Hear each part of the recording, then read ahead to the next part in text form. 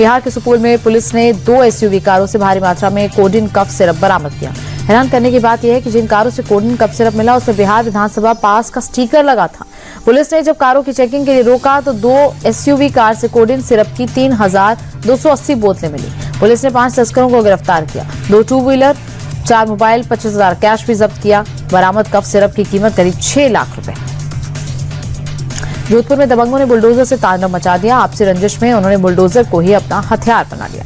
दरअसल जोधपुर के पास एक होटल उस वक्त जंग का मैदान बन गया जब मामूली विवाद के बाद दबंगों ने खड़ी स्कॉर्पियो पर बुलडोजर चला दिया और इस दौरान उन्होंने होटल पर भी बुलडोजर चला दिया।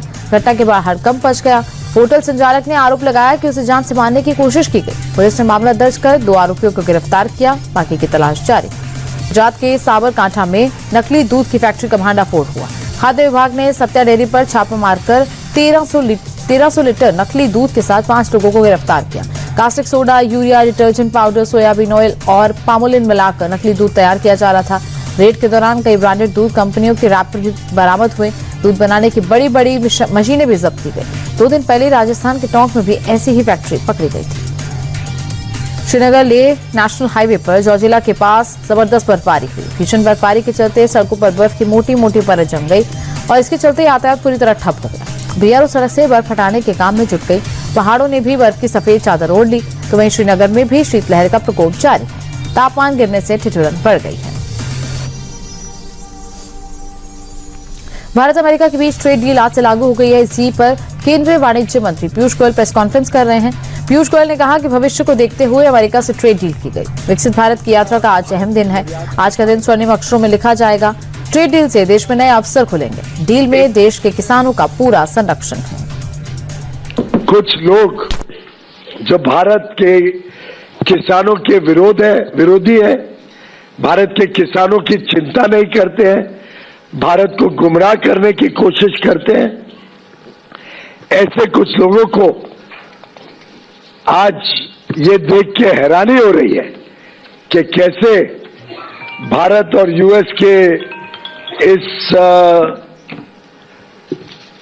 एग्रीमेंट के द्वारा कई सारे किसानी क्षेत्र के सामान पर शून्य कोई लाभ भारत में इंपोर्ट करते हुए दिया गया है। कोई लाभ नहीं दिया गया, कोई रियायत नहीं दी गई है। लोग सोचते थे ना कि भाई किसानी क्षेत्र में सब खुल जाएगा। हमने कोई ऐसा काम नहीं किया है जिसमें किसी भी किसान को नुकसान हो सके। जो वस्तु भारत में सेंसिटिव है हमारे किसान पर्याप्त मात्रा में बनाते हैं, जिसमें हम आत्मनिर्भर हैं, उन सब वस्तुओं को इस एग्रीमेंट के दायरे से बाहर रखा गया है। उसमें भारत ने कोई छूट नहीं दी है। जैसे कि उदाहरण के लिए जीएम का बना हुआ जेनेटिकली मॉडिफाइड कोई वस्तु भारत में नहीं आएगा। मीट उसमें कोई रियायत नहीं दी गई है।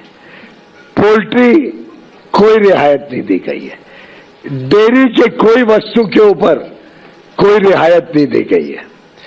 सोयाबीन कोई रियायत नहीं दी गई है। मेज कोई रियायत नहीं दी गई है। मेज यानी मक्का, कोई रियायत नहीं है। चावल, गेहूं, चीनी, सीरियल्स, ये कोई रियायत नहीं दी गई है। मिलेट जैसे ज्वार, बाजरा, रागी। भारत अमेरिका के बीच ट्रेड डील आज से लागू हो गई है। इसी पर केंद्रीय वाणिज्य मंत्री पीयूष गोयल की प्रेस कॉन्फ्रेंस को आप सुन रहे थे। पीयूष गोयल कह रहे हैं कि भविष्य को देखते हुए अमेरिका से ट्रेड डील की गई है।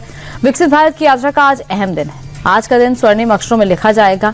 ट्रेड डील से देश में नए अवसर खुलेंगे और डील में देश के किसानों को पूरा संरक्षण दिया गया है।